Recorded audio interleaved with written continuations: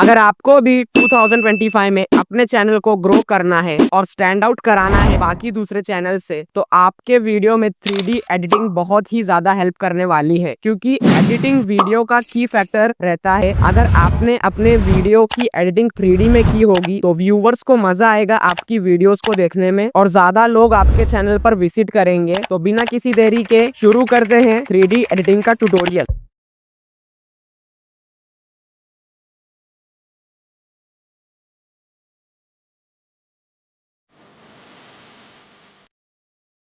तो इस 3D effect को बनाने के लिए आपको अलाइट मोशन में प्रोजेक्ट को क्रिएट कर लेना है। क्रिएट करने के बाद आपको आपके इमेज को इंपोर्ट कर लेना है। मैं यहाँ पे फील्ड की इमेज को इंपोर्ट कर लिया हूँ। और अगर कभी आपका भी इमेज ऐसा फुल स्क्रीन नहीं होता तो यहाँ ऊपर 3 डॉट्स पे आपको क्लिक करना है, फिल कंपोजिशन एरिया पे क्लिक करना है, तो आपका बराबर स्क्रीन में एडजस्ट हो जाएगी आपकी इमेज। इसी तरीके से मैं अपने फार्मर की इमेज भी इंपोर्ट कर लेता हूँ और इसकी साइज को छोटी करके मैं बराबर से एडजस्ट कर लेता हूँ। इसके बाद मैं एक और इमेज को इंपोर्ट कर लेता हूं। तो ये इमेज भी बराबर फ्रेम में एडजस्ट नहीं हो रही। 3 डॉट पे क्लिक करके मैं यहाँ पे फिल इन कंपोजिशन एरिया पे क्लिक करूंगा तो बराबर फिट हो जाएगी। फिर इस इमेज को आप लोग को राइट हैंड साइड पे पूरा शिफ्ट कर देना है। इतना आपको शिफ्ट करना है कि ये फ्रेम से बाहर हो जाए। इतना करने के बाद मैं यहाँ पे ट्री पीएनजी को इंपोर्ट कर लिया हूँ। इसकी जेड एक्सिस की वैल्यू को आपको -1200 रखना है और इसको कुछ साइड में इस तरीके से एडजस्ट कर लेना है। इतना सब करने के बाद अभी आपको टेक्स्ट लिख लेना है। सो यहाँ पे आपको टेक्स्ट पे क्लिक करना है। यहाँ पे आपको आपका टेक्स्ट लिख लेना है। टेक्स्ट लिखने के बाद आप इसकी साइज को इंक्रीज कर सकते हैं अपने अकॉर्डिंगली और कलर भी चेंज कर सकते हैं। फिर इसको मैं बराबर से एडजस्ट कर लेता हूँ। एडजस्ट करने के बाद यहाँ आपको इफेक्ट में आना है, ऐड इफेक्ट में जाना है। सर्च बार में आपको सर्च करना है टेक्स्ट ट्रांसफॉर्म और इसको आपको वेव राइट प्रीसेट में इंपोर्ट कर लेना है। इतना करने के बाद आपको बैक आना है और इस टेक्स्ट की लेयर को डुप्लीकेट कर लेना है और फिर जो डुप्लीकेट लेयर रहेगी उस पर आप दूसरा कोई टेक्स्ट लिख सकते हैं। मैं यहाँ पे ऑफ इंडिया लिख लेता हूँ और इसको मैं एडजस्ट कर लेता हूँ बराबर से। इतना सब करने के बाद जो सबसे पहली टेक्स्ट लेयर है उसको मैं थोड़ा फ्रेम में आगे ले जाता हूँ और जो उसकी नीचे वाली टेक्स्ट लेयर है उसको थोड़ा मैं फर्स्ट लेयर से थोड़ा पीछे एडजस्ट करता हूँ ताकि अच्छा सा इफेक्ट क्रिएट हो। इतना सब करने के बाद आपको ट्री पीएनजी और जो आपने राइट साइड में फोटो भेजी थी उसको छोड़ के बाकी सभी ओवरले और टेक्स्ट को आपको सिलेक्ट करना है और ऊपर ट्रायंगल और सर्कल पे क्लिक करके आपको एक ग्रुप क्रिएट कर लेना है। ग्रुप क्रिएट करने के बाद आपको यहाँ पे ऑब्जेक्ट में आना है। यहाँ पे नल ऑब्जेक्ट को इंपोर्ट कर लेना है। इंपोर्ट करने के बाद आपको सभी लेयर को नल वन से कनेक्ट कर देना है। कनेक्ट करने के लिए आपको लेयर पे क्लिक करना है, एक स्क्वायर बॉक्स आएगा उस पर क्लिक करके नल वन पे आपको क्लिक कर देना है, जैसा मैं वीडियो में कर रहा हूँ। सभी को लिंक कर लेना है नल वन के साथ। इतना करने के बाद नल वन पे आपको क्लिक करना है और इसकी जेड एक्सिस की वैल्यू को आपको -1200 तक सेट कर लेना है, जहां तक आपका फ्रेम में अच्छे से दिखे आपका मेन कैरेक्टर। इतना करने के बाद आपको एक की फ्रेम दे देना है। आपको टाइमलाइन में 1 मिनट से ज्यादा आगे जाना है और एक की फ्रेम देनी है और जेड एक्सिस की वैल्यू को आपको कम कर लेना है। इतना करने के बाद दोनों के बीच में आना है की फ्रेम के, ग्राफ वाले ऑप्शन में जाना है और आपको कुछ इस तरीके से ग्राफ बना लेना है अपना और इस ग्राफ को फिर आपको कॉपी कर लेना है। इतना करने के बाद आपको एक और नल लेयर को इंपोर्ट कर लेना है और नल वन को नल टू से आपको लिंक कर लेना है और फिर नल टू लेयर पे आपको एक की फ्रेम देनी है और टाइमलाइन में आपको आगे जाना है और इसकी जेड एक्सिस की वैल्यू को और कम कर देना है आपको और फिर ग्राफ में आना है। जो आपने ग्राफ कॉपी किया था वो यहाँ पे पेस्ट कर देना है। इतना करने के बाद आपको वापस से एक और नल ऑब्जेक्ट को इंपोर्ट कर लेना है नल टू के सेकेंड की फ्रेम पे और नल टू को नल थ्री से आपको लिंक कर लेना है। लेकिन उससे पहले आपको सभी लेयर्स की टाइमलाइन को इंक्रीज कर लेना है।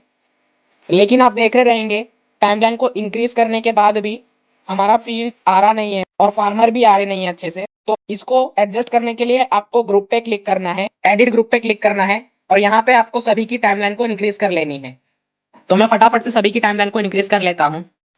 टाइमलाइन को इंक्रीज करने के बाद नल थ्री के टाइमलाइन में आपको आगे जाना है और वहां पे इसको टोटल राइट साइड में आपको स्वाइप करना है, जैसा मैं वीडियो में कर रहा हूँ।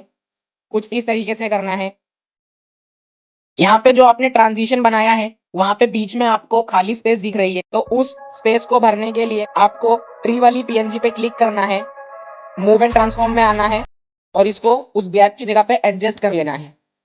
जैसे ही आप इसको परफेक्टली एडजस्ट कर लोगे तो आपका इफेक्ट और अच्छे से बन जाएगा।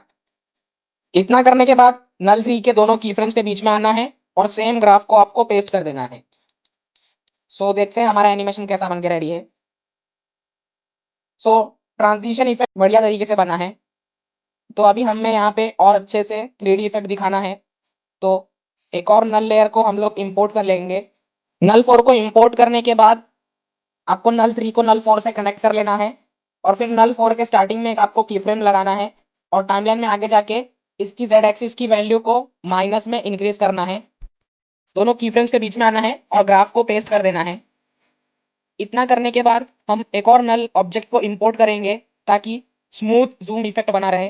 तो स्टार्टिंग में हमको एक की फ्रेम देनी है और टाइमलाइन में आगे जाके एक की फ्रेम देनी है, लेकिन आप देखोगे आगे हमारी क्लिप ही नहीं आई है, तो हम फटाफट से पहले क्लिप को एक्सटेंड कर लेते हैं अपने। एक्सटेंड करने के बाद आपको सेकंड की फ्रेम पे आना है और यहाँ पे हल्का सा आपको जूम इन करना है और इन दोनों की फ्रेम्स के बीच में आपको ग्राफ नहीं डालना है ताकि आपका इफेक्ट स्मूथ रहे।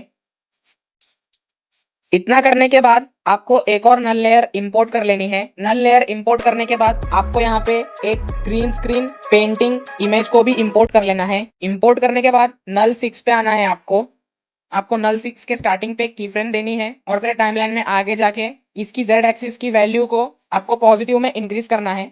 तो आप जैसे इंक्रीज करोगे तो यहाँ पे ग्रीन स्क्रीन पेंटिंग की इमेज आ जाएगी। तो सबसे पहले आपको इस पेंटिंग की इमेज को आगे कर देना है टाइमलाइन में और फिर एडिट करना है आपके मेन फ्रेम को। तो जैसे ही आप छोटा करोगे तो आप देख रहे हो कि बाजू में फील्ड आ रहा है, तो आपको ये ग्रुप की लेयर को नल 6 से पहले ही ट्रिम कर देना है आगे के पार्ट को, तो वो आपके फ्रेम के बीच में नहीं आएगी। फिर आपको इस फोटो को इतनी छोटी कर लेनी है कि ऐसा लगना चाहिए कि ये फोटो फ्रेम में इमेज है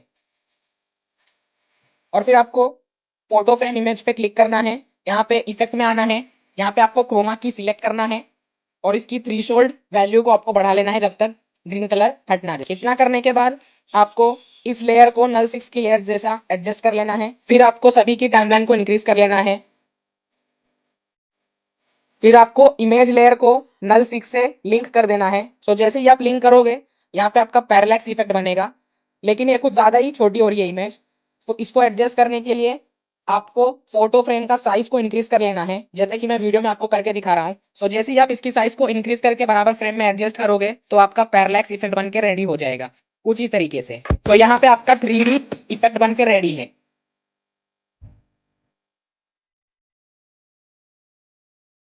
सो बस आज का ट्यूटोरियल यही तक था। आप बाकी के भी वीडियो चेकआउट कर सकते हैं मेरे चैनल पे, उनसे भी आपकी एडिटिंग स्किल नेक्स्ट लेवल पर चली जाएगी। और कमेंट में बताओ कि आपको और कौन कौन से 3D एडिटिंग वीडियोस चाहिए। आप जो भी एडिटिंग मांगोगे मैं उस एडिटिंग पे वीडियो लाने की कोशिश करूंगा। तो मिलते हैं जल्दी किसी नए वीडियो में, तब तक के लिए गुड बाय।